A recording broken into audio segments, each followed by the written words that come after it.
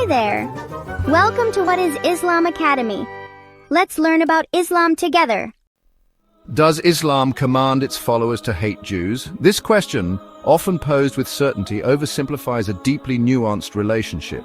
It assumes Islam and Judaism are monolithic, locked in eternal conflict, ignoring centuries of coexistence and collaboration. Instead of asking if Islam teaches hatred, we should ask, what does Islam actually teach about the people of the book, especially the children of Israel? By reframing the question, we move beyond political rhetoric and seek the foundational principles in the Quran and the life of the Prophet Muhammad, peace be upon him. Our goal is not to defend or condemn, but to discover the real historical and theological relationship between Muslims and Jews.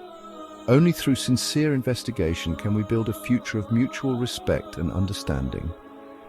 The Quran speaks of the children of Israel more than any other group besides the believers themselves. It begins not with enmity, but with honor. O children of Israel, remember my favor which I have bestowed upon you, and that I preferred you over the worlds. Quran 2:47. The Quran recounts their prophets, Moses, David, Solomon, as righteous messengers in a chain that culminates with Muhammad, peace be upon him. Their struggles and revelations are validated, their deliverance from Pharaoh celebrated. Criticism in the Quran is not racial, but theological, addressing specific actions, not ethnicity. Among the people of Moses is a community which guides by truth and by it establishes justice. Quran 7:159. The Quran honors their covenant, admonishes infidelity to it, and calls all back to the path of Abrahamic monotheism. Its message is corrective, not hateful. Jews and Christians as people of the book are granted a respected status in Islamic theology. The relationship is one of shared spiritual lineage, not inherent animosity. Islam's critique is about faithfulness to God, not about ethnicity. In 7th century Medina, the Prophet Muhammad, peace be upon him, established the Constitution of Medina, a groundbreaking pact uniting Muslims, Jews, and other tribes as one community. This document guaranteed religious freedom and mutual defense. To the Jews their religion, and to the Muslims their religion. Conflicts that later arose with Jewish tribes were political, not theological, rooted in breaches of this constitution. The Banu Qaynuqa and Banu Nadir were expelled after being accused of violating their treaties and plotting against the Muslim community. The Banu Qurayza's fate followed their alleged betrayal during a time of war, judged by their own former ally according to the Torah's laws. These were consequences of political betrayal, not religious persecution. The early Muslim-Jewish relationship was defined by treaties, shared citizenship, and mutual rights. Conflict was the exception, not the rule. The historical record shows that coexistence was the intended norm. Islam's foundational documents sought peaceful coexistence, not enmity. The narrative of eternal religious conflict is a distortion of history. Understanding the context reveals a far more complex and human story. Verses of the Quran are often quoted out of context to claim Islam is inherently hostile to Jews. For example, you will surely find the most intense of the people in animosity toward the believers to be the Jews. Quran 5:82 is cited, but the verse refers to specific groups in 7th century Arabia, not all Jews for all time. The Quran distinguishes between righteous and unrighteous among all peoples, including Jews and Muslims. Strong language about apes and pigs refers to specific historical communities who violated their covenants, not to Jews as a whole. The Quran commands Muslims to argue with the people of the book in a way that is best. Quran 29:46. Rules for intermarriage and sharing food further show that eternal enmity is not the message. The Quran's consistent principle judgment is based on righteousness, not lineage. Misreading context leads to misunderstanding and fuels division. Proper interpretation reveals a message of justice and respect. At the heart of Islam is the belief in all prophets sent by God, including those of the children of Israel. We make no distinction between any of his messengers. Quran 2:285 is a core tenet recited daily by Muslims.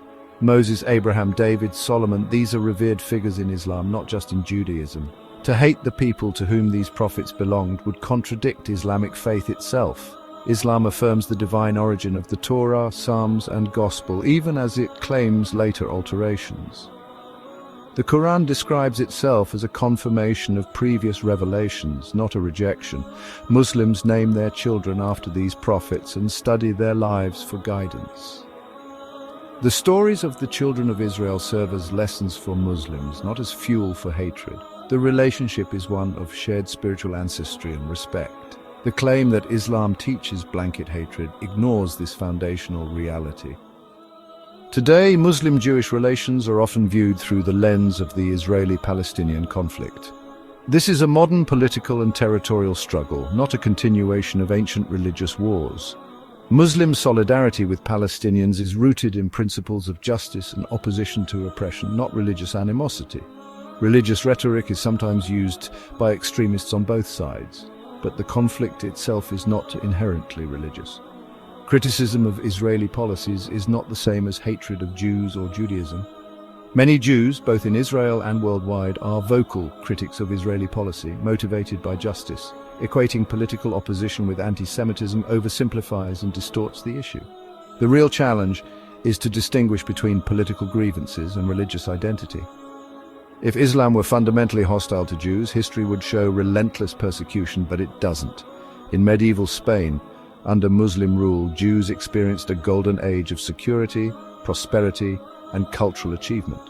Jews became physicians, ministers, poets, and philosophers integrated into society at the highest levels. Intellectual cross-pollination flourished. Maimonides, the great Jewish philosopher, wrote in Arabic in Muslim lands. This era of coexistence stands in stark contrast to the persecution Jews faced in Christian Europe. Jews and Christians lived as protected minorities or dhimmi with rights and autonomy. The shared Abrahamic heritage enabled collaboration and mutual respect.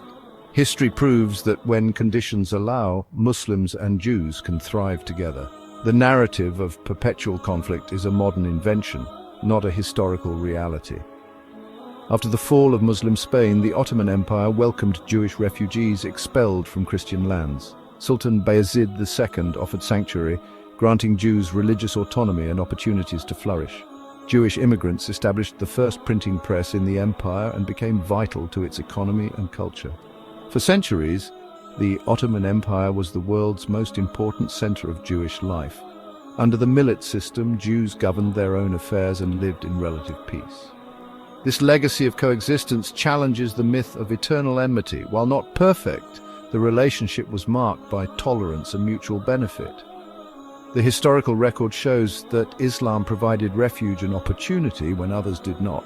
This history is essential to understanding the true nature of Muslim-Jewish relations.